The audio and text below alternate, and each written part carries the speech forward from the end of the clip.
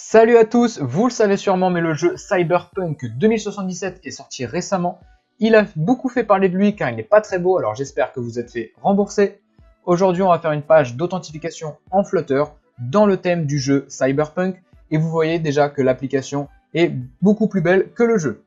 Donc comme d'habitude, j'ai trouvé sur Dribbble un graphiste qui a designé ces deux pages de l'application que nous allons refaire en Flutter. Cette application sera constituée de deux écrans. Le premier qui va être la page d'accueil avec différents boutons pour se connecter, puis une seconde page qui sera le formulaire d'inscription. Allez, c'est parti! Donc première étape, tu crées un nouveau projet que tu vas appeler Cyberpunk. Une fois fait, tu te rends dans la description de la vidéo et tu télécharges le dossier donc, contenant les images. Tu auras un dossier asset, tu copies ce dossier dans le dossier Cyberpunk. Rends-toi ensuite dans le fichier pubspec.yaml, ajoute-y le package FontAwesome, c'est pour avoir plus d'icônes que les icônes de base, donc de Material Design, et importe le dossier asset, puis tu fais CTRL-S ou tu cliques sur Get Package pour sauvegarder et tout importer. On passe maintenant au fichier main.dart.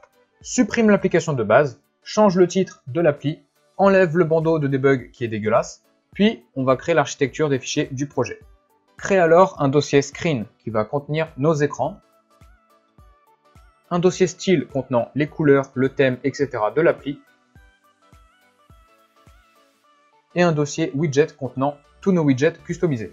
Ensuite, dans le dossier style, crée tout d'abord un fichier color.dart qui va contenir les couleurs de l'application.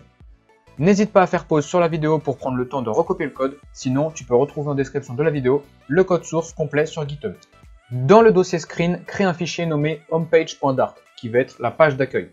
Ça sera un stateless widget, puis tu mets un scaffold avec la couleur bleu foncé comme arrière-plan. Et n'oublie pas aussi d'importer le widget dans le fichier main.dart. Ensuite, dans le body, on va avoir deux expanded. Le premier qui va prendre 2/3 de l'écran et le deuxième 1/3. Le rectangle rouge contiendra le header et le vert contiendra les boutons de connexion. Commençons par le header.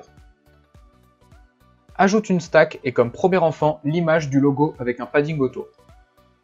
Puis, le second enfant sera l'image du mec avec l'arme qui prendra toute la hauteur restante, mais avec une hauteur maximale de 300 pixels. Le header est fini, on s'attaque au contenu maintenant. Tu vas créer ton premier widget customisé de ce projet que l'on va nommer information avec un texte en paramètres. Donc, dans le dossier widget, crée un fichier information.dart qui sera un stateless widget et aura deux paramètres, le texte à écrire et la couleur du texte qui sera par défaut bleu ciel. Construisons ensuite le widget. Ça sera une stack avec comme premier enfant l'image network centrée sur la droite et en second enfant le texte reçu en paramètres qu'on va mettre en majuscule et on va lui appliquer un style avec la couleur reçue également en paramètres. En dessous du widget information, créons les différents boutons. Commençons par la première ligne avec le bouton Login et les boutons Google et Facebook. Crée alors une row avec un expanded de flex 3 car le bouton prend plus de place que les boutons Facebook et Google. Et ensuite, c'est tout simplement un conteneur avec des bordures bleu clair et le texte Login qui est centré. Ensuite, on va créer un widget customisé pour les boutons des réseaux sociaux car on peut voir qu'ils ont un coin au niveau de la bordure qui est coupé. Donc dans le dossier widget, crée un fichier beveledbutton.dart. Il aura plusieurs paramètres comme un callback lorsqu'on clique dessus, des couleurs de fond et de bordure, l'icône et sa taille, sa hauteur, largeur et sa bordure, puis on met des valeurs par défaut à certains paramètres. Pour construire l'angle coupé, donc biseauté, il faut mettre un widget matériel et un shape qui sera beveled rectangle border et on lui passe la bordure, la couleur et son épaisseur. Par défaut, le coin coupé sera en bas à gauche. Puis dans le matériel, crée un conteneur avec la hauteur, largeur et couleur, puis un icône centré. Implémentons le widget créé, donc à droite du bouton Login, on y ajoute le bouton avec l'icône Google, puis le second bouton avec l'icône Facebook. Et on change le coin de bordure biseauté en mettant celui en haut à droite pour Facebook. Crée ensuite un nouveau widget nommé buttonWithUnderscore.dart qui sera le bouton Sign Up avec une barre sous le bouton. Il prendra en paramètre une hauteur, un callback, une couleur et un texte. Comme pour le bouton Login, c'est un conteneur avec des bordures de couleurs et un texte qui est centré. Mais en dessous de ce conteneur, on y ajoute un autre conteneur de 5 pixels de hauteur. Ajoute ensuite le callback pour naviguer vers une autre page avec Navigator Push. Ça sera la page du formulaire d'inscription. On règle l'erreur du contexte en le spécifiant dans la méthode build pour y avoir accès partout.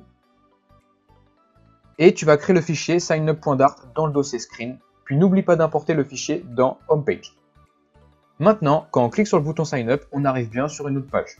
La page Sign Up sera l'inverse de la page Homepage, le header fera un peu moins d'un tiers de l'écran en hauteur et le contenu fera un peu plus de 2 tiers. Dans le header, on y ajoute le logo, de la même manière que sur Homepage. Mais on peut voir sur le design d'origine qu'il y a un séparateur entre le header et le contenu qui est un peu plus design qu'une ligne horizontale. On va donc la refaire aussi. Englobe donc le padding dans un Custom Paint widget. On va créer notre propre painter. Donc dans le paramètre painter, tu mets separator painter avec en paramètre la couleur bleu foncé. Crée ensuite le fichier dans le dossier widget et c'est une classe qui héritera de Custom Painter. Alors Custom Painter, qu'est-ce que c'est? C'est un canevas où on peut dessiner ce qu'on veut dessus, comme un peintre devant un tableau blanc, et on peut dessiner des formes géométriques de n'importe quelle couleur, de n'importe quelle taille, etc. Bref, ce que tu veux. Ici, nous allons faire un polygone de la forme d'un rectangle, mais avec les 2 pics que tu peux voir à l'écran. Tu vas donc d'abord créer un pinceau avec comme peinture la couleur passée en paramètre, puis il va être de style fill, c'est-à-dire remplissage. Ça veut dire que si on dessine un carré, on va peindre les contours du carré, mais aussi l'intérieur. Ça sera un carré plein. Si tu choisis à la place stroke, tu dessineras que les contours du carré. Comme on veut faire un polygone, on ne peut pas dire rectangle ni polygone. On doit ajouter alors un path. C'est avec ce path qu'on va tracer à la main le polygone. Size.width x 3, c'est 1/3 de la largeur. C'est là où on va commencer à faire le pic. Alors on démarre notre path en bas à gauche, c'est-à-dire en bas à gauche du rectangle jaune, pas en bas à gauche de l'écran, parce qu'on travaille sur le rectangle jaune. On dessine ensuite une ligne verticale vers le haut pour commencer à créer notre rectangle. Et il ne faut surtout pas oublier à la fin de fermer le path, c'est-à-dire qu'il tracera tout seul une ligne jusqu'au point de départ. Ici, le point en bas à gauche. Et il faut dessiner le polygone créé, donc dans un canevas pour qu'il s'affiche. Voilà. Commençons à créer le polygone. On trace une nouvelle ligne jusqu'au départ du pic, puis on varie le X et on trace de nouvelles lignes, ainsi de suite, pour créer les différents pics.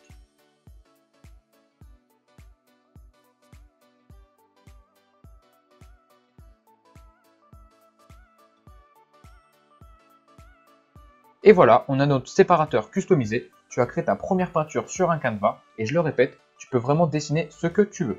C'est assez simple, non?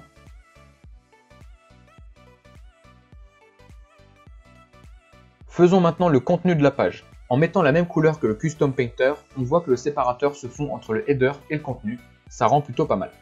Réutilise ensuite le widget Information. Puis créons le formulaire. Crée un widget customisé appelé MyTextField avec en paramètre le inText et un icône, puis crée le fichier correspondant dans le dossier widget. Ça ne sera pas un stateless widget, mais la classe héritera de TextField pour avoir accès à ces paramètres. Je vous montre comme ça plusieurs façons de créer vos propres widgets customisés. En paramètres, on aura une couleur, le intText, un contrôleur pour avoir accès au texte du TextField quand on valide le formulaire par exemple, un booléen de si on affiche ou non l'icône, puis l'icône à afficher. Donc pour créer notre TextField custom, on n'utilise pas la méthode build car on n'hérite pas de stateless ou stateful widget, mais on utilise le super constructor qui fait appel au constructeur de TextField et appellera la méthode build de la classe TextField. On assigne alors à la classe mère le contrôleur, la couleur du curseur, le style du texte, l'icône, le intText et son style, puis la couleur de la bordure qui est en bas du TextField dans toutes les situations, c'est-à-dire en mode normal et en mode focus lorsqu'on clique dessus et que le clavier s'ouvre. Utilise ensuite ce widget pour créer le formulaire comme tu peux le voir à l'écran. Réutilise enfin le widget button with underscore créé précédemment pour le bouton valider. On peut voir que le bouton est collé au formulaire, donc au lieu d'utiliser un expanded, il y a un autre widget sympa qui est spacer et qui permet de prendre toute la place nécessaire pour espacer 2 widgets. Ça y est, l'application est terminée, tu peux continuer à l'améliorer en gérant par exemple la partie back-end pour valider le formulaire d'inscription. Abonne-toi à la chaîne pour ne pas rater les prochaines vidéos UI et tutos en Flutter. Et si la vidéo t'a plu, alors lâche un like. Merci d'être resté jusqu'au bout, je te rappelle que le code source se trouve dans la description. Allez, on se retrouve très vite dans une prochaine vidéo. Ciao!